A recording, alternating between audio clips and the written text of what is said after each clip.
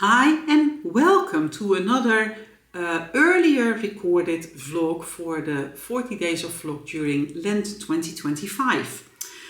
I knew up front that I would not be able to record on some days, so I'm trying to work ahead so that I can upload a vlog every day for the duration of Lent. A few weeks ago, I asked if there were any questions you had for me or any requests of something that you would like to see.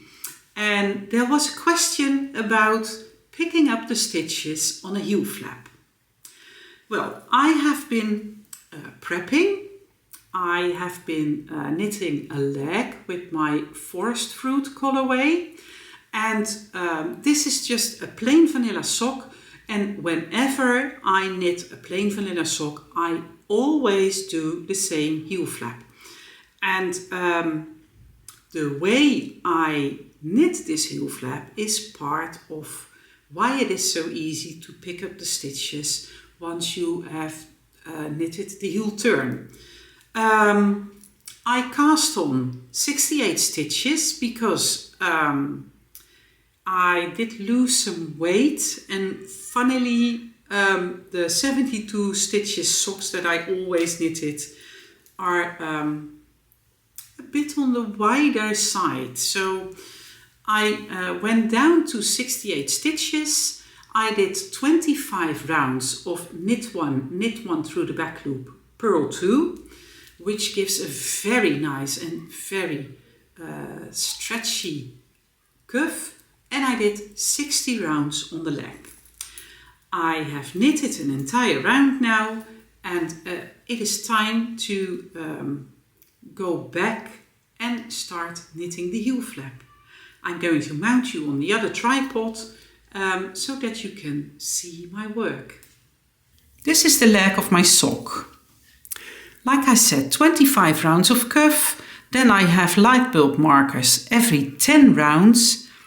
The llama marker is here because this is where I was last time when I recorded for a regular vlog last Tuesday. And this stitch marker up here is not a light bulb marker. This one is here to indicate the place where I started the heel flap. I start the heel flap at the beginning of the round. So then I would end like this. I already did one or two rows of heel flaps for the Dutch recordings. So I already went once up and back.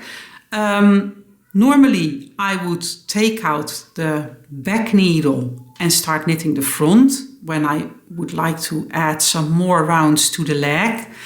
But I don't want that. I want to knit the heel flap. So I'm going to take out the front needle and I'm going to knit the stitches from the back needle. And I start and end with 3 knit stitches. And for the purl side, I purl up to the last 3 stitches and I knit the last 3 stitches again.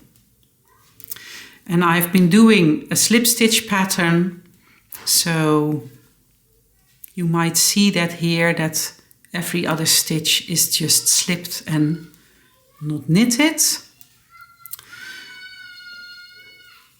I have 68 stitches. I knit my heel flap over half of those, so 34, and I'm going to repeat these 2 rows 17 times. And that adds up to 34 again.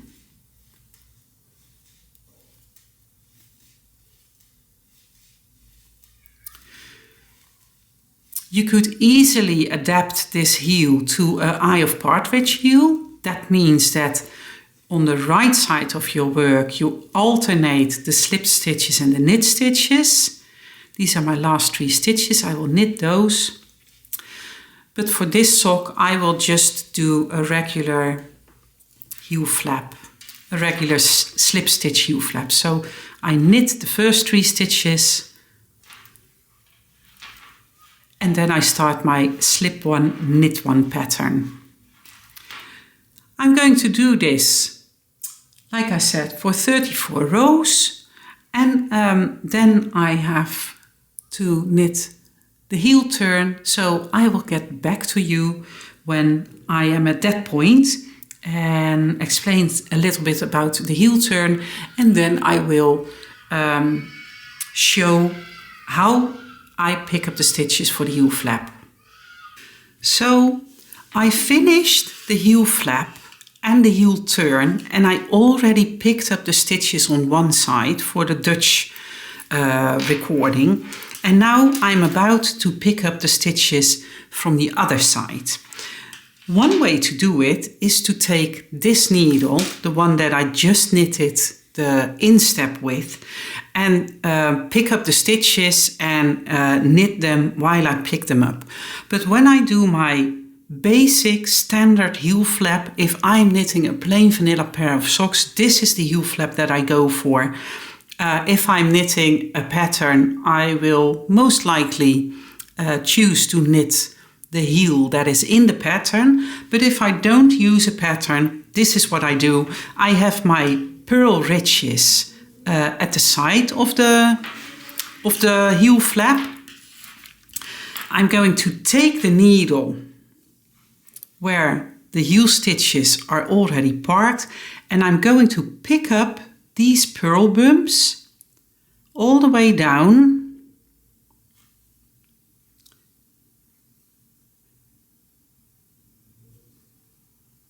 and you can see how easy this is. This is no guessing involved.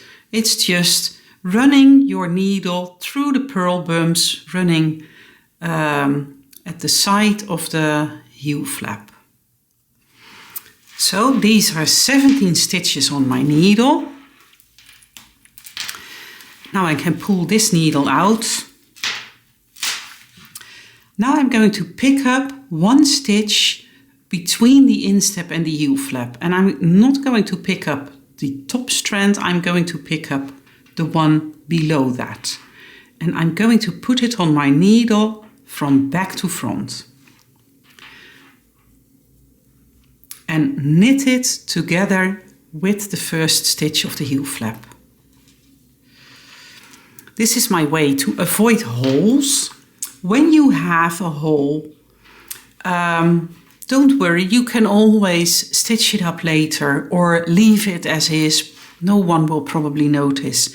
And as you can see,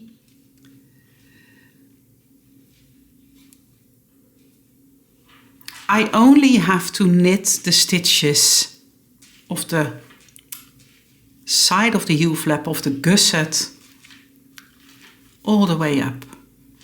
But the point is that picking up the stitches is quick and easy this way.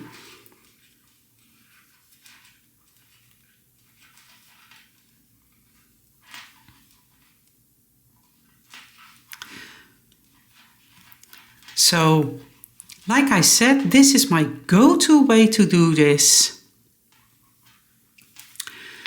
And, well, you might like this way as well, but yeah, well, once again, don't do as I do. Do what works for you. And here we have all the stitches for the gusset on the needle.